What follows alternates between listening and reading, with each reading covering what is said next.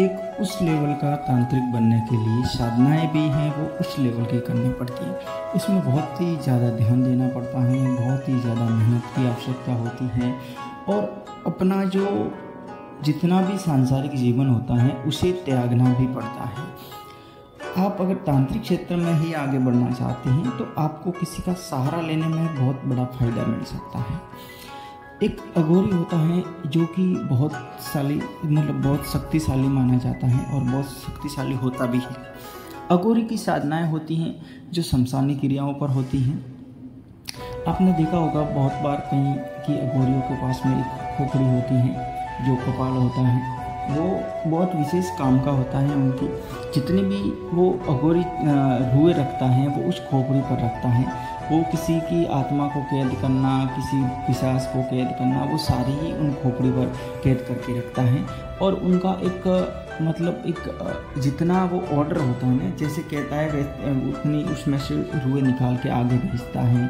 किसी को काम करवाना है तो उसके आधार पर करवाता है। वो इनका एक घर बना देता है।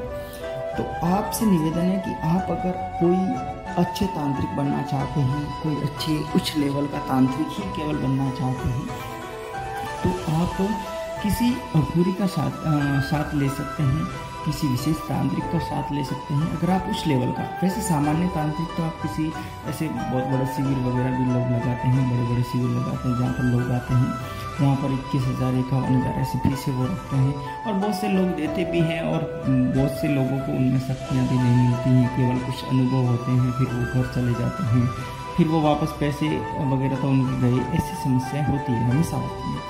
लेकिन अगर आप हकीकत में तांत्रिक बनना चाहते हैं तो आप शमशान का सहारा लीजिए और किसी अघोर क्रिया करने वाला तांत्रिक है उसका सहारा लीजिए। आप हमारे चैनल को सब्सक्राइब जरूर करें। हमारे चैनल पर बहुत सारी साधनाएं दे रखी है, मंत्र दे रखे और भी आध्यात्मिक क्षेत्र से संबंधित ज्ञान की संबंधित वीडियो दिए जाते हैं। आप अघोरी क्रियाओं में जैसे आपने कई बार सुना होगा, जैसे मंसाराम अघोरी, इनकी साधनाएं बहुत से लोग करते हैं। क्यों करते हैं? करने का कारण ये है क्योंकि वो साधना के क्षेत्र में आगे बढ़ना चाहते हैं। और जो अघोरी अगर अपने जीवन को छोड़ के जाता है, यानी वो जब मरता है तब उनकी जो शक्तियाँ होती हैं वो उसके कपाल के आसपास ही भटकती हैं ज़्यादातर, क्योंकि वो उनके कपाल से जुड़ी हुई होती हैं। वो उन्हें समर्पित होता है पूरी शक्तियों को। अगर आप उस अघोरी को वो मरने के बाद में उसकी आत्मा को पूजते हैं, उसको सिद्ध करते हैं या उनकी केवल पूजा भी करते हैं तो आपके बहुत से काम बन जाते हैं। अघोरी की पूजा करने से आपके जो छोटे मोटे तो क्या बहुत बड़े बड़े कार्य भी होने लगेंगे। और आप अगर कोई दूसरी साधनाएं भी करना चाहेंगे तो उसमें आपको सिद्धि मिलेगी, प्रत्यक्षीकरण होगा, आपको शक्तियाँ मिलेगी, बहुत कुछ उसमें प्रभाव पड़ता है। क्योंकि जो अघोरी है जिसकी अपन साधना करते हैं, जब उसकी आत्माएं खुश होती हैं तो उस अघोरी के अंदर बहुत सी उसके जीवन में जो आत्माएं कैद करके रखी हैं, बहुत सारी शक्तियाँ उसने कैद करके रखती हैं, वो सारी ही उस आत्मा पर निर्भर करती है, अघोरी की आत्मा पर। और जब अघोरी की आत्मा खुश होती हैं अपनी पूजा से, तो वो फिर उनकी जो शक्तियाँ होती हैं उनको आदेश देता है कि इस बंदे का जो भी कार्य है, इनकी जो भी समस्या है, ये कहता है उसका कार्य कर दो। तो वो उसकी जो शक्तियाँ होती है वो अपना जो कार्य है वो करती हैं, अपने जीवन में सहयोग प्रदान करती हैं और अपने जिस लेवल पर अगर किसी साधना में सिद्धि भी चाहते हैं तो वो सिद्धि भी होती है उसमें। मान लीजिए कोई शक्ति ऐसी है जो अपन पूजा पाठ कर रहे हैं और वो शक्ति उस अघोरी ने सिद्ध कर रखी हो पहले कभी, और अभी अपन उस अघोरी की साधना कर रहे हैं और फिर उसके साथ में उसी शक्ति की अपन साधना कर रहे हैं, तो वो शक्ति अपने को जल्दी सिद्ध हो जाती है। और अघोरियों की पूजा क्या होती है? ज़्यादातर तामसिक क्रियाओं पर होती है, ज़्यादातर पिशाचिक क्रियाओं पर होती हैं, जो बिल्कुल ही इंसानी दुनिया से विपरीत शक्तियाँ होती हैं, जो एक बार कहने पर कितना ही तांडव मचा देती हैं। किसी को भी मानना इनके लिए एक नॉर्मल बात होती है, क्योंकि वो शक्तियाँ होती हैं जितने ज़्यादा इंसानी दुनिया के लोगों को मारेगी उतनी ज़्यादा उनकी जो पावर है वो बढ़ती ही।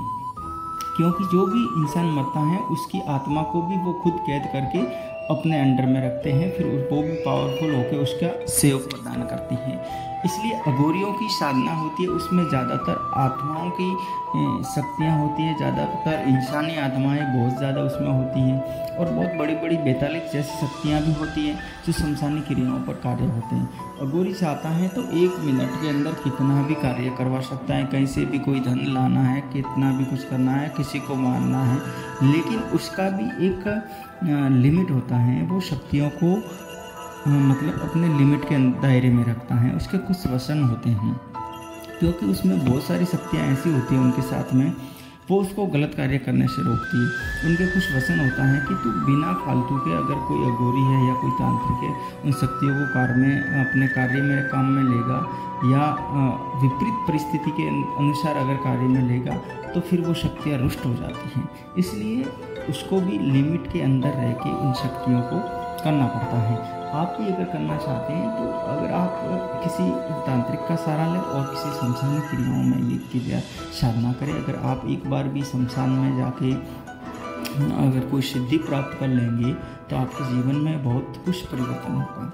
आपके जो डेली रूटीन का जीवन है वो बदल जाएगा। ये बात फिक्स है कि जो आम इंसानों के साथ आप रोज़ाना घूमते वो आपका ऑटोमेटिकली छूट जाएगा, आपको इसका त्याग हो जाएगा, उसका समझ लीजिए। और फिर आपका एक मन है जो इस शक्तियों के पीछे लग जाएगा, आप और ये शक्तियाँ एकांत रहना पसंद करेंगे, और ज़्यादातर आपकी जो शक्तियाँ होगी वो आप उस शक्तियों के साथ में आप जुड़े रहेंगे। वो आपको काम करवाना अच्छा लगेगा, आपको शक्तियों को बुलाना अच्छा लगेगा, और शक्तियाँ सिद्ध भी होगी।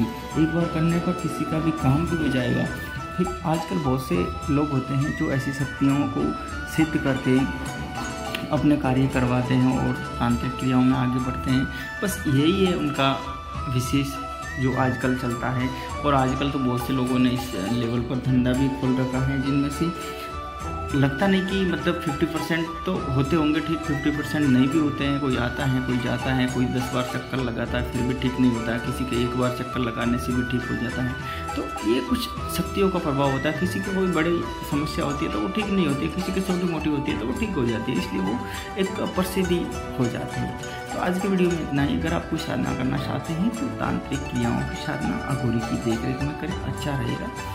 हर हर महादेव।